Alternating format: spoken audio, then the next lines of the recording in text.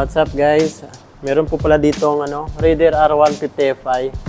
Alamin natin yung updated price nila dito. So ito lang yung nakita nating kulay. So tara. Maganda ngayon mga idol kasi meron silang discount. Ayan. Special promo, less 2,500. Mapa installment saka cash payment. Maliban pa dyan, may mga freebies pa po sila. Free full tank gasoline. Bakit napakarami pa rin bumibili ng motor na to.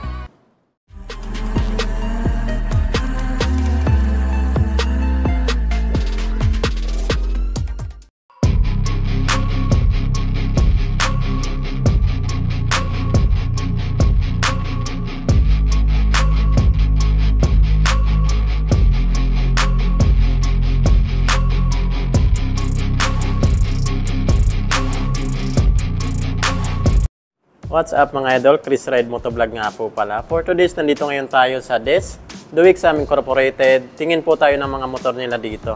Hanap po tayo ng Suzuki Raider R150 Fi. Napakarami po kasi nagre-request ng motor na yan. Yan o, meron tayo ditong Suzuki Raider 150 Fi. So yan po siya. Ito lang po yung available na kulay nila ngayon. Medyo nagkakaubusan kasi ng stocks. Ayan o.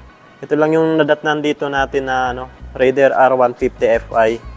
So alamin natin yung updated price nila dito. Bakit ito pa rin yung paborito ng karamihan na motor? Hindi lang kasi siya mabilis, maganda rin yung handling niya. Tapos yung mga features naman nito, napakaganda na rin kasi sa headlight nito mga idol, naka-LED na rin po ito, naka-LED na po siya. And then sa signal light naman po nito, naka-halogen bulb naman po ito. Yung design po ng head niya, talagang napaka-sporty ng design niya. Ayan po. Front suspension naman po nito, napakaganda, napaka-smooth po ng suspension nito. Made by Showa pa rin, ayan o. Showa brand. Ito naman po yung design ng front fender niya. Naka-matte Bordeaux red ang kulay po nito. Kung tawagin ng iba ay maroon.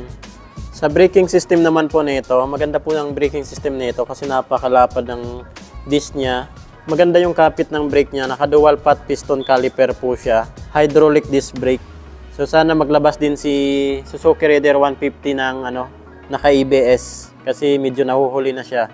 Kasi si Honda meron ng naka-ABS na 150. Si Yamaha naman paparating na po yung Yamaha Sniper na naka-ABS. Sana maglabas din si Suzuki Raider R150 Fi ng naka-ABS para dagdag safety feature sa ating motor. Ang size naman po ng gulong nito, 70 by 90, 17 inches po yung laki ng mags niya. Dating naman po sa makina, naka 150cc, naka 4 valve, 4 stroke, naka dual overhead cam. Pagdating sa cooling system nito, liquid cooled na po ito. Mapapansin niyo, ito po yung radiator niya. Ayan o, linalagyan po yan ng coolant para hindi po ma-overheat yung motor natin. Basta Raider 150, naka 6 speed po talaga yan. Tapos napakalakas ng makina. Dual overhead cam. Pagdating naman sa design ng fairings niya, napakaganda po. Napakatulis. Naman banda, meron po sa ditong maliit na compartment. Ayan o. Malalagyan natin ng mga papers. Ito naman po yung muffler niya. Medyo pabilog po siya dito. Maganda po kasi metal po lahat. Kahit yung heat guard niya, metal po siya. Ayan o, hindi sa ginawang plastic. Maganda kasi metal po. Tapos silver po yung niya, yung kulay niya. Ayos sa tail light saka brake light na ito.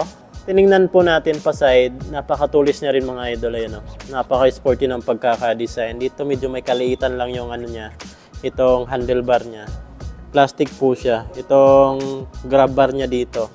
So ito naman yung back fender niya. Medyo slim din siya. Bagay na bagay sa design ng katawan niya. Ayan o. Tapos dito naman yung ilaw ng ating plate. Meron pa po siyang ganitong design para hindi po tayo matalsikan ng mga putik. Lalo na kung maulan. Ano po yung design ng taillight at brake light niya? Naka-bulb type pa po ito lahat. Naka-halogen bulb. So hindi pa po sa ginawang LED. Pagdating naman po sa braking system nito sa likuran, naka-hydraulic disc brake, naka-single pot piston caliper po siya. So ito po yung design ng brake niya sa likod. Size naman po ng gulong nito, 80 by 90, 17 inches po yung laki ng mags niya. Tingnan naman po sa suspension nito sa likuran. Ayan, naka-Showa shock po ito. Showa brand pa rin yung suspension niya. Ang tindi talaga ng Suzuki. Hindi talaga tinitipid sa mga parts. Maka-aggressive ng handling. So dito naman po yung switch ng ilaw. Yan, mayroon po sang switch ng ilaw pa rin. At ito naman po yung high beam, low beam, turn signal light, at pinakababa naman yung horn. Sa right side naman, nandito po yung electric start. Yan. Meron pa po siyang kickstart dito. Pagdating naman po sa instrument panel gauge nito, naka-digital na rin po ito mga idol. Napaka-detalyado niyan. Tapos, ganda, mas malapad siya compare sa ibang instrument panel gauge. Ito naman po yung susian, yung ignition niya. Yan o. Wala kasing battery pa. Bago pa kasi ito eh. Galing bodega. Kaya medyo madumi pa. Gustong-gusto ng karamihan yung handling. Yan natin. Pag sinakyan natin, talagang mapapasubsob ka sa sobrang aggressive ng motor na to. Ayan o. Tapos napakadali lang i-maneuver. Ayan yung gustong-gusto ng karamihan dito. Tapos saktong-sakto lang yung tindig niya. Sa ating mga Pinoy, ayan o. Napakaraming bumibili ng ganitong motor. Mapa-estudyante. Bakit Suzuki Raider R150 Fi pa rin yung kukunin yung motor? Unang-una po kasi dyan itong design niya. Napaka-aggressive ng design niya talaga. Ayan o. Pangalawa po dyan yung handling. Talagang madali lang i-maneuver itong motor na to. Napakagaan dalhin. Matipid po ito sa gas kasi fuel injection na po ito. Compare natin sa carburetor na Raider, di hamak na mas matipid ito sa gas. Marami nang nagpatunay, matipid talaga daw sa gas. Siyempre hindi mawawala dyan yung speed nito. So sa lahat ng underbone 150cc na motor, ito yung pinakamabilis. Umaabot ng 155 km/h yung bilis nito. Walang makakatalo nito pagdating sa bilis. Kasi yung tsura pa lang sa aerodynamics, lamang talaga to. Tapos maliit lang yung body niya. So wala talaga makakatalo dito. Kung samahan mo pa ng driver na kaskasero.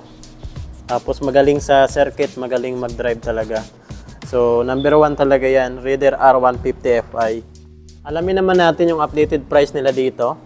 Suzuki Raider R150 Fi. So, ang spot cash po nila dito pa rin tayo nag-inquire sa DES. Ayan, Duwixam Incorporated. Spot cash po nila dito ay 118,500 pesos.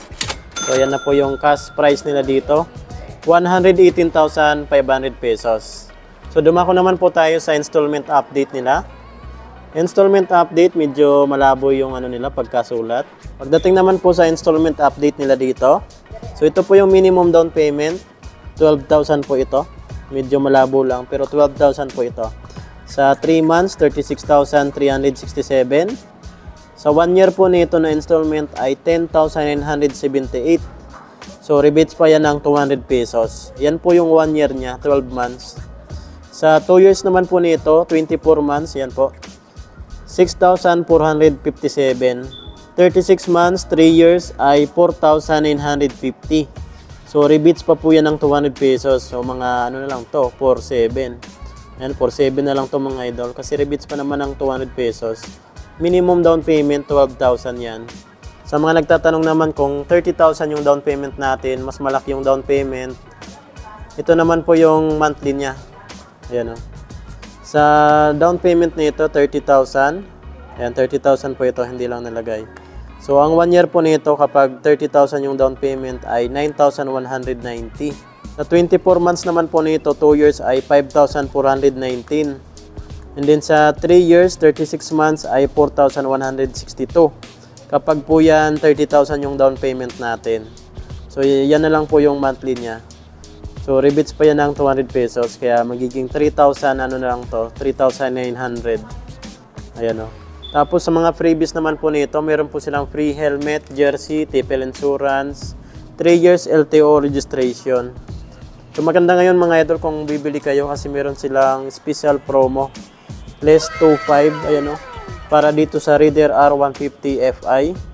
Less kayo ng 2,500 sa cash payment saka sa installment. Yan o. Tapos meron pa siyang free full tank gasoline. Wala. Grabe mga idol, oh. Daming freebies nila, tapos may discount pa. Less 2,500. Okay na. Para dito sa Raider R150 Fi natin na Bordeaux Red.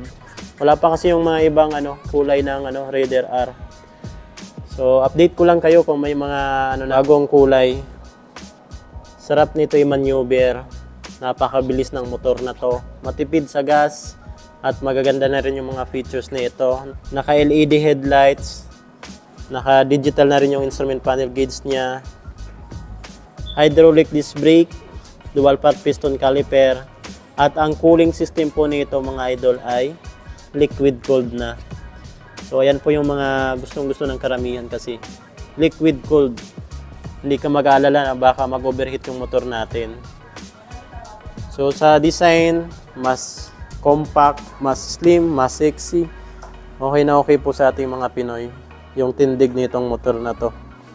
Po mga idol, kung may mga ipapa-inquire pa po kayo sa akin na motor, comment nyo na lang po sa comment section ng ating video. Pag-uusapan natin yan. So hanggang dito lang po muna ating video ngayon. Ride safe po tayo palagi. Chris Ride Motovlog. Peace yo!